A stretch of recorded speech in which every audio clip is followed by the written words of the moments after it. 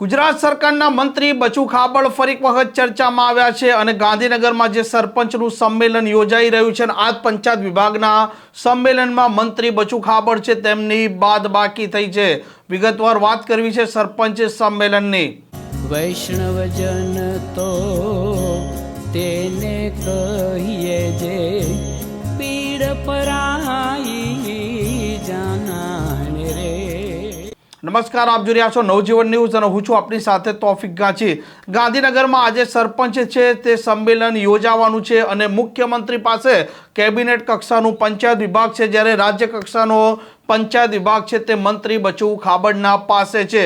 અંદાજિત 4876 જે સરપંચો છે તે સરપંચો અહીંયા એકઠા થવાના છે। મુખ્યમંત્રીના હસ્તે અંદાજિત 35 કરોડ આસપાસની ગ્રાન્ટ ફાળવવાની છે અને 761 જે સમરસ ગ્રામ પંચાયતો છે તેને આ રકમ ફાળવવામાં આવશે। પરંતુ મંત્રી બચુ ખાબડ છે તે પોતે પંચાયત વિભાગના જ મંત્રી છે અને તેમની જ આ કાર્યક્રમમાંથી બાદબાકી થતા હવે આ મંત્રી બચુ ખાબડ છે તે ફરી એક વખત ચર્ચામાં આવ્યા છે, કેમ કે આ મંત્રીના બંને પુત્રો જે પ્રકારે દેવગઢ બારિયા અને ધાનપુરમાં મનરેગાનું કૌભાંડ સામે આવ્યું। સૌથી પહેલા 71 કરોડનું કૌભાંડ સામે આવ્યું, જેમાં મંત્રી પુત્રોના નામ આવ્યા, તેમના પરિવારજનના નામ આવ્યા અને કેટલાક સરકારી અધિકારીઓના નામ આવ્યા અને ત્યાર પછી એક ગુના દાખલ થાય છે। 3 ફરિયાદો દાખલ થાય છે। મંત્રી પુત્રો સતત જેલમાં છે અને સરકારના જે પ્રકારે મોટા 3 કાર્યક્રમ યોજાયા, 3 કાર્યક્રમમાં મંત્રી બચુ ખાબડ છે તેમની બાદબાકી આંખે ઉડીને વર્ગે તેમ છે।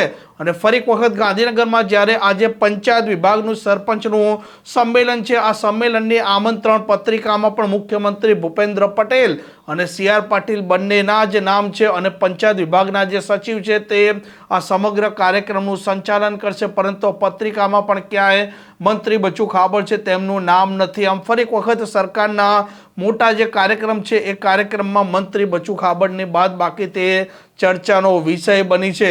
મંત્રી બચુ ખાબડના બંને પુત્રો જે પ્રકારે મનરેગાનું કૌભાંડ સામે આવ્યું ત્યારથી આ મંત્રી ગાંધીનગરમાં અને સચિવાલયમાં પણ નથી દેખાઈ રહ્યા। આ પ્રકારના સમાચાર, આ પ્રકારના અહેવાલ માટે નવજીવન ન્યૂઝની આ ચેનલ જોવાનું ને સબસ્ક્રાઇબ કરવાનું ભૂલતા નહીં। નમસ્કાર। વૈષ્ણવજન તો તેને કહીએ જે